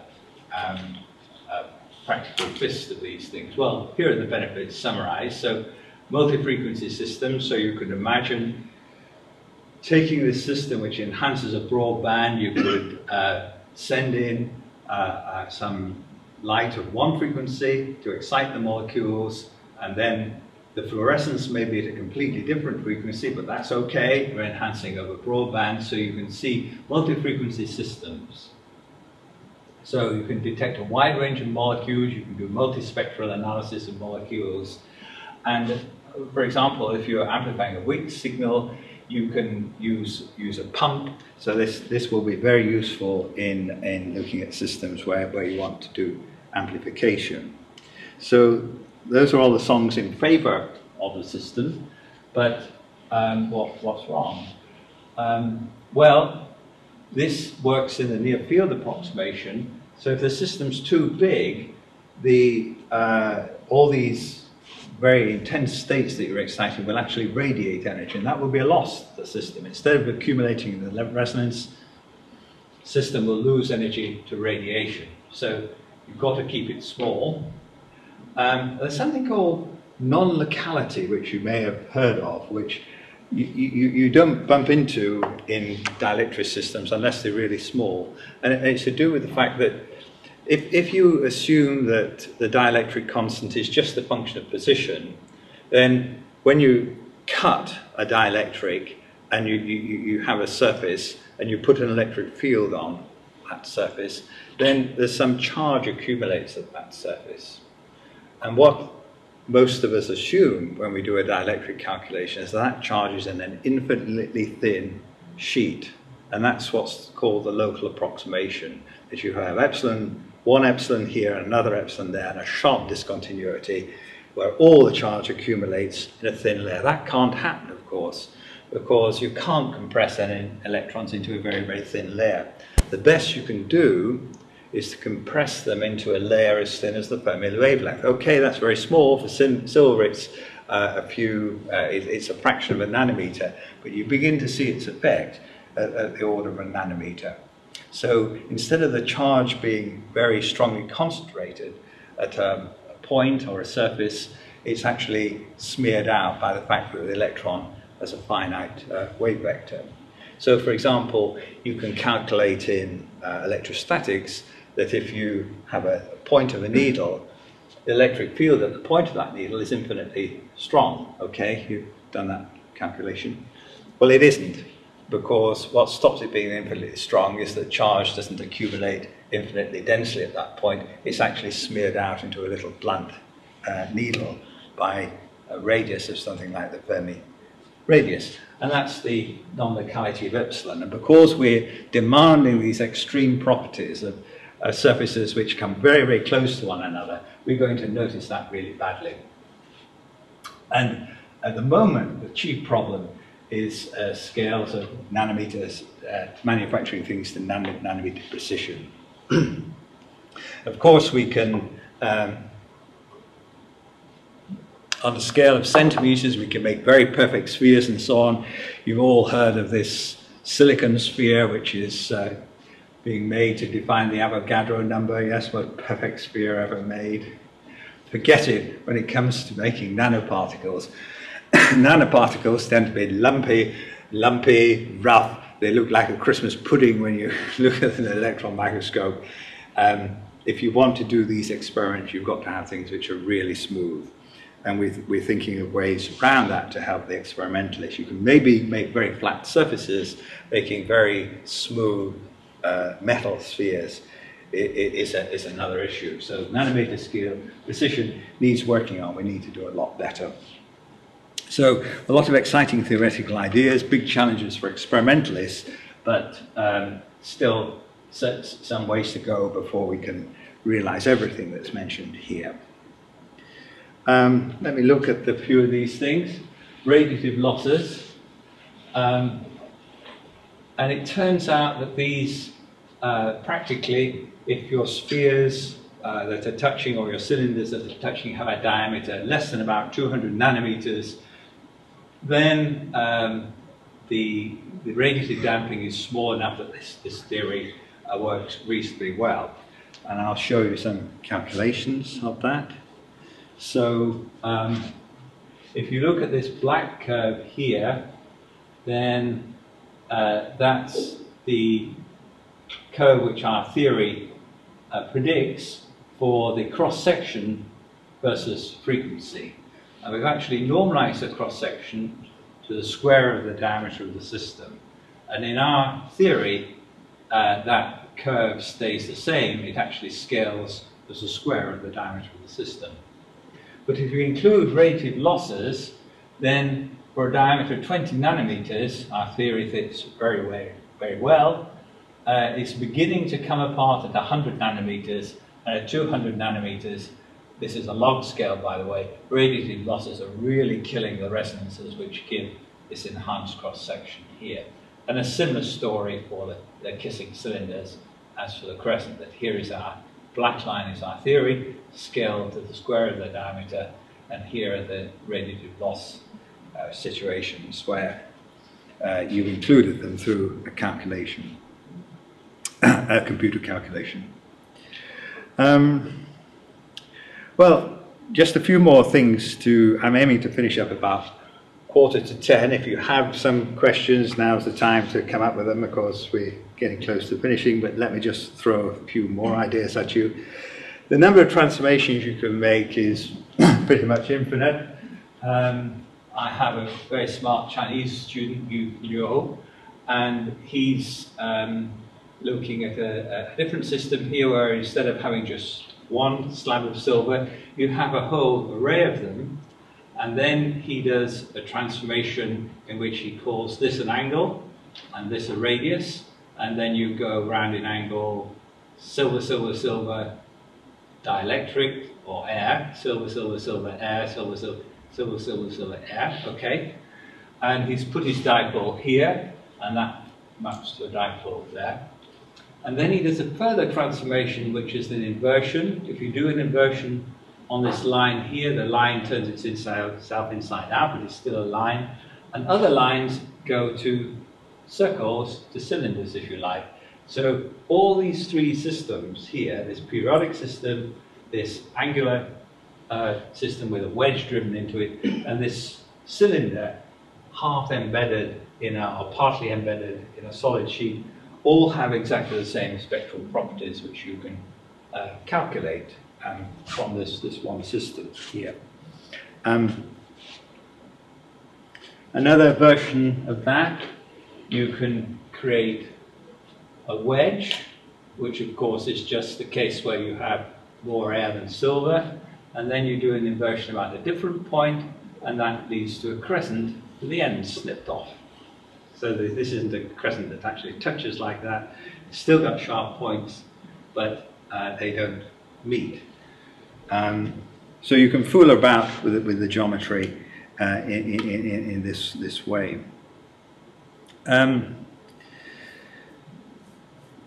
So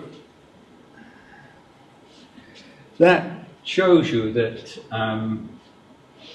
it's one series of examples of transformation optics enabling you to look at a system which is very, very much sub-wavelength.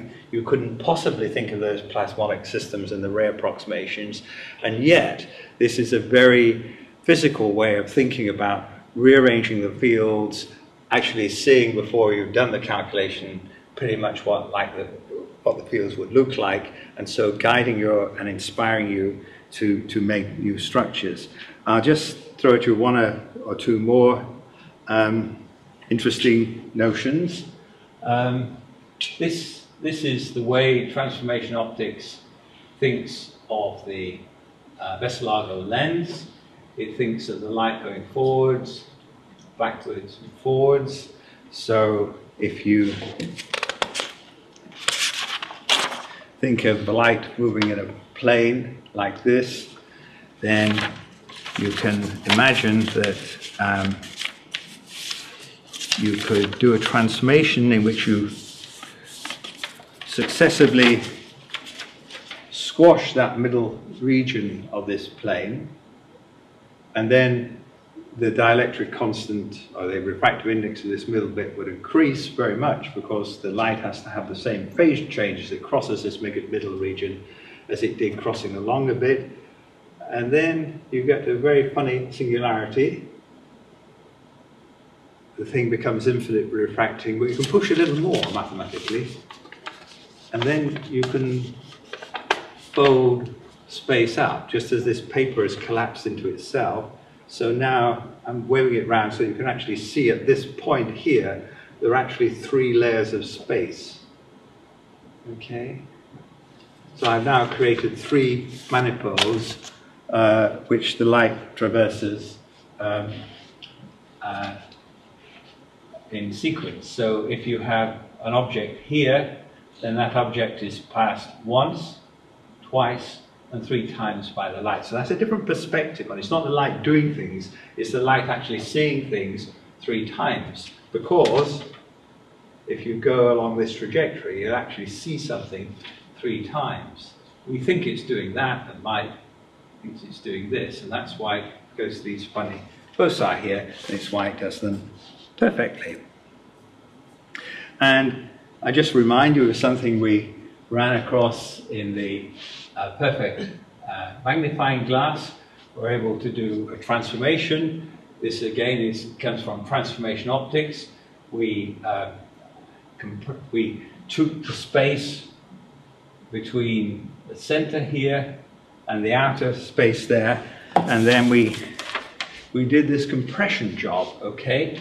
So now we've taken this outer sphere and we've shrunk it down to this green sphere here, but now we've got a bit of a problem if we do that, because we've still got to fill this hole here. And the way we do that is by putting some negative space there, and so cancelling out this bit here. So you can think, if you do this in a radial direction, you can come to this design. And what can you use that for? Well, there are some devices that only work in the ray approximation. The corner cube, for example, where you take 2 mirrors at right angles, so the ray strikes one and the other, and you send it back along the same direction. That is something that only works in the ray approximation. If you make those mirrors really tiny, they start to diffract the light. They don't send it back where you think it might go according to rays. But the simplest example is a shadow. If you take a point source of light and a disk of black material, which is much bigger than the wavelength, you get a very sharp shadow. If you make that disk really small, of the order of the wavelength, you don't get a sharp shadow, because the light diffracts around the edge and begins to fill in the shadow by diffraction. It's not a problem if you're out on a sunny day and want a parasol. Everything's much bigger than the wavelength of light. But if you are talking about waves of a much larger wavelength, or you're talking about really tiny objects and you want to make a shadow, there is a problem. So what you do, well, you make a really, really tiny parasol and you put it in here, and then the lens makes it appear really, really big, okay? So this whole structure here might be sub-wavelength, but if its parameters are arranged correctly, you may create the impression, exact impression of something which is really, really big. And I have a student called Wei-Sheng Wei who has done this calculation. Ignore the left-hand side, this is the one I want you to look at. So what he's done here is to take a negatively refracting cylindrical lens, and he's put inside it something that's black. And you can see how big the wavelength is here. It's of the order of the spacing between these interference fringes here. So this is of the order of the wavelength.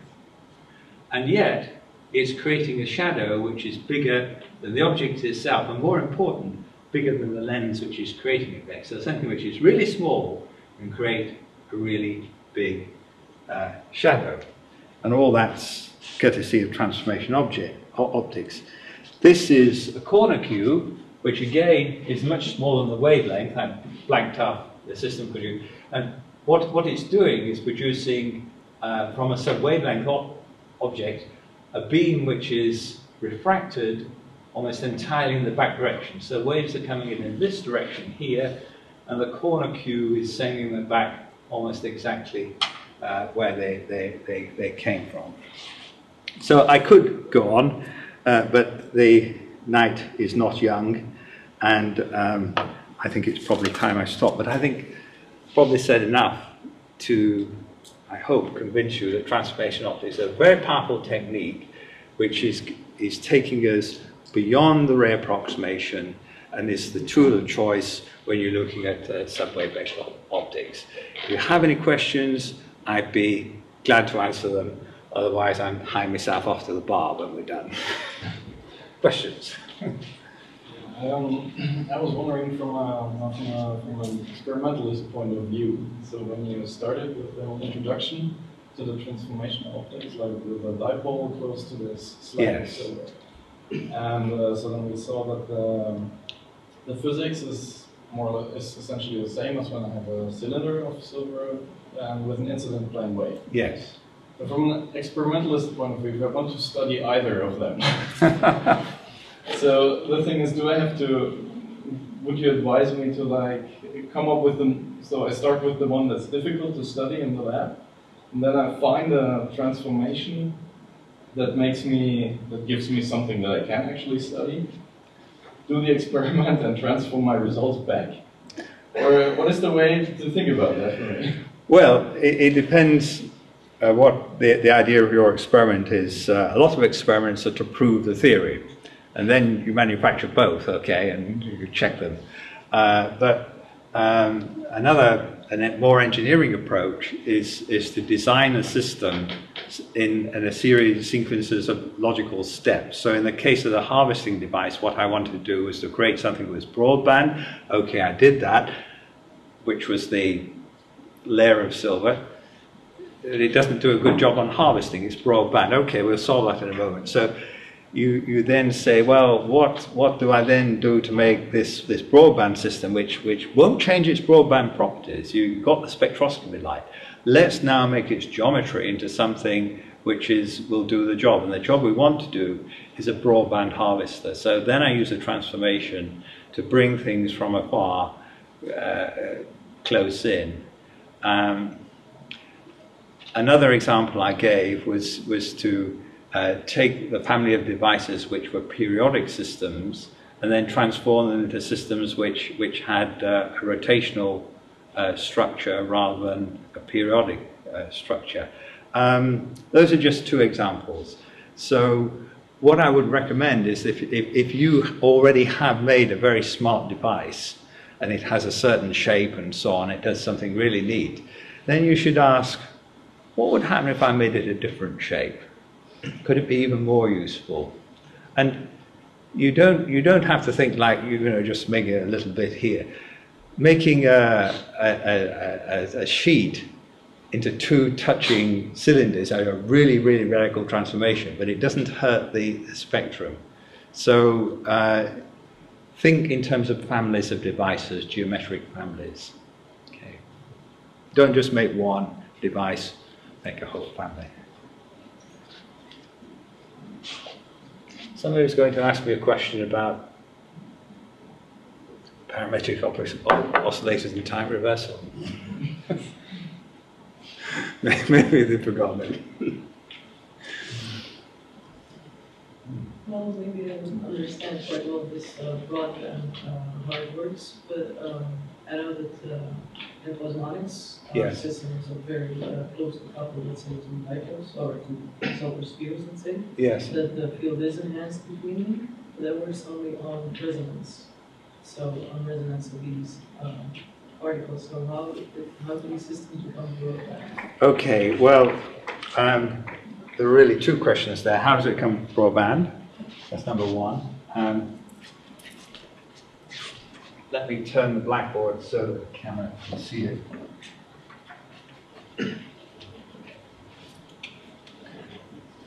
If I have two interfaces, and we could have this as silver, and so this is air,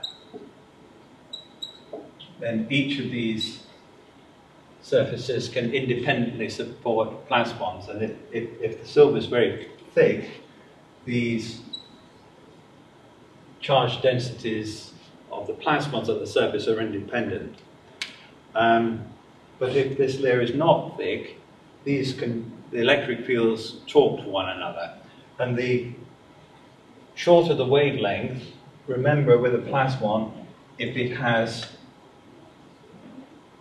a very short wavelength, a large k vector in this direction, which is the x direction, then its decay in the z direction is strong. So very long wavelength plasmons talk to one another very strongly, very short wavelength plasmons hardly at all. So the interaction between these depends very strongly on wavelength. So if you just had a single surface, the resonance would all come at the same frequency. But when the surfaces come close together, the splitting increases enormously as the wave vector gets longer, and that's where your broadband character comes from. Eventually, if these are infinitely long wavelength, the frequency of the oscillation is forced to zero frequency, so it's about as broadband as it can be. So that's where the broadband comes from. And of course, in this system, where now these waves propagate to infinity, and you have some sort of fluorescent molecule here, there is no enhancement other than the natural enhancement of just getting close to the surface. But the point about now making the transformation is that here you have a constant energy flow, and you're going to constant speed as you go into infinity. So the energy density of this wave as it goes along doesn't increase, it just stays at the same level. But now if you change the geometry, so that, for example, if you make this into a crescent, the energy flow is getting slower and slower, but it's still constant, and the only way you can reconcile that is to have the density go up. So it's like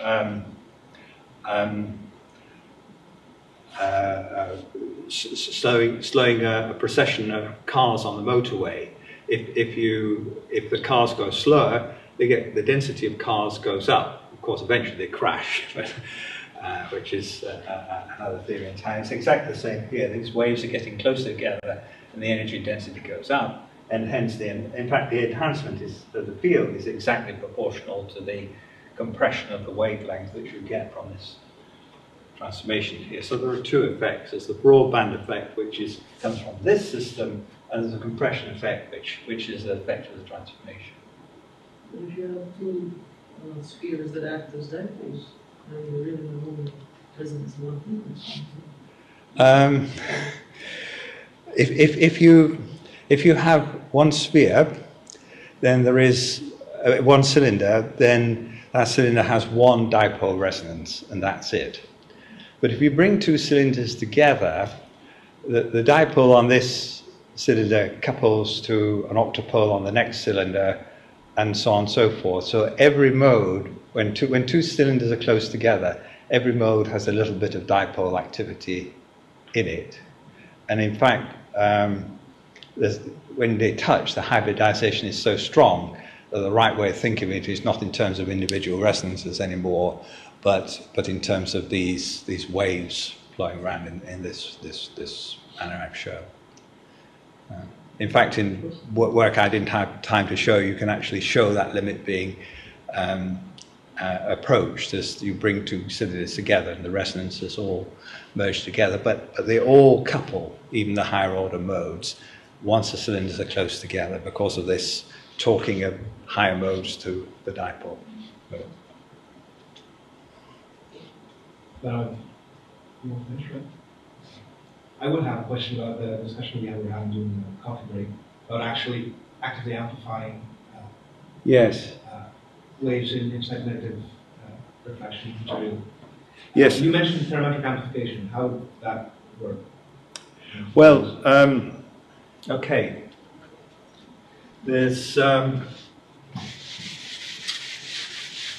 problem with plasmonics generally, not just the transformation optics bit of it and so on, is that, for example, one problem which people have been trying to solve is how to make a waveguide that's really, really small and can take light across a surface instead of having a diameter of a few 100 nanometers, maybe a few tens of nanometers. And you can do this with plasmonics, but the problem is that the resistance in the silver, although it's the best we can do, it's very difficult to go one wavelength across the surface with a very highly confined plasmon, and it's a loss that does it. So people are looking to put gain into the system, and there are many ways you can do this. You can pump a dye molecule, and then the dye molecule gives some of its energy up to the plasmon, and that's been an experiment which has been done in Berkeley very successfully. But there's another way, and that is to pump the system parametrically. Now, I don't know if everybody knows what a parametric amplifier is, but if I take a pendulum and it's swinging, then eventually it will stop swinging, of course, and I look at the force on the support of the pendulum, okay? Then as the pendulum swings, the force downwards on the support is increased as it swings quickly because of the centrifugal force. So you have gravity plus the centrifugal force. And the centrifugal force doesn't care whether it swings this way or that way because it's proportional to the square of the velocity. So the force on the support is at twice the frequency of the swing. Swing is at omega, force goes up and down at 2 omega. So if you're able to move that support against that force in some mysterious way, you've been doing work on the pendulum. So when it was swinging at the bottom, you lifted it up, and when it was at this point, you pushed it down. Am I doing this right? There's a lovely example of that in northern Spain at one of the cathedrals there, Santa Maria de la Compostela. And in the Middle Ages, pilgrims went to this church from all over Spain and from parts of Catholic England as well. And at the end of their journeys, having not changed their clothes very much along the way, they were rather smelly. And the monks thought it would be a good idea to have some incense to overcome this smell. So they made a huge incense burner. It really is, you know, it's about the size of the barrel. And they swing this thing across the whole width of the nave. And the way they do this is the incense burner is suspended across a pulley, and the rope goes down, and 6 months pull at this at twice omega. And this thing builds up this tremendous amplitude. Gives off, anyway, that's a parametric amplifier. Now, to translate that into terms of optics, if you have a wave moving through a dielectric medium,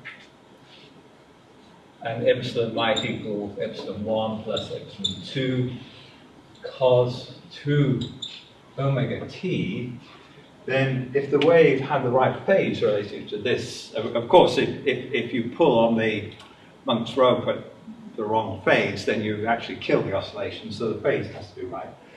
Then if the dielectric function of the medium, the energy density depends on epsilon, and so that's like the pull on the rope, and you can actually feed energy into a wave passing through this by modulating the system at twice the frequency, and that's one way of amplifying light as it goes through the system. But to do this, you need a medium which is either tunable or non-linear. So you have a second wave at 2 omega, which would go through this system and make the medium pulse in this way.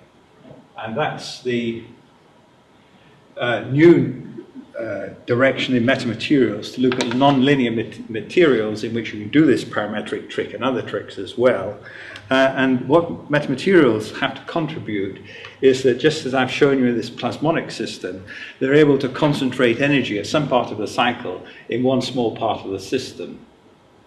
And the higher the energy density, the more chance you have of getting these really very weak nonlinear effects to have a substantial contribution. You can only do that by enhancing the intensity very much. And people like Vlad Shalib in Purdue have been very much the fore in these experiments. It's 10 o'clock, but let me just tell you very briefly about one area I'm excited about, but I haven't managed to excite enough experimentalists yet. Maybe if I address the experimentalists of the future, I can get some response. I've emphasized that a normal material has a dispersion of frequency versus wave vector, which has a positive wave vector and a positive slope. So the group and the phase velocity are in the same direction. And a negative medium would have a slope like that, which is opposite to the sign of the wave vector. So that will be a negative refracting medium. But if you believe Maxwell's theory, Maxwell says that not only are the positive frequency solutions to his equations, but there are also negative frequency solutions.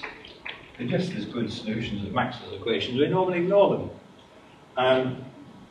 But you will immediately see that if you choose a positive frequency, you have a positively refracting state. And if you choose a negative frequency, you have a state where the slope and the wave vector have oppositely signed. And what's more, it's perfectly lossless because this is a solution in the vacuum, or a lossless dielectric. And it turns out that you can exploit this, but not in a simple way, because Snell's law depends not on the absolute sign of the refractive index.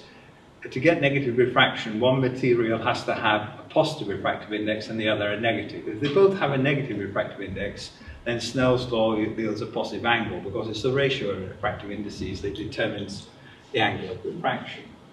So if you're always at a negative frequency, and frequency is conserved in the linear equations of optics, you never see this negative refraction. But if you have a surface where you make a transition from a positive to a negative frequency, then several things can happen. One is that you now make one of the materials appear to be negative refraction. The other is that incidentally you get time reversal.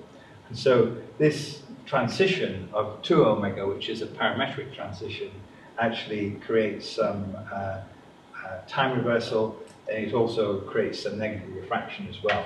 But it's very, very difficult to do at optical frequencies. People are just beginning to do it with radar waves, but I think that's quite a promising way forward for negative refraction, but it does involve nonlinear systems. I think on that note, we're all probably pretty tired, need a drink. I thank you very much for being a very good and attentive audience. Thank you.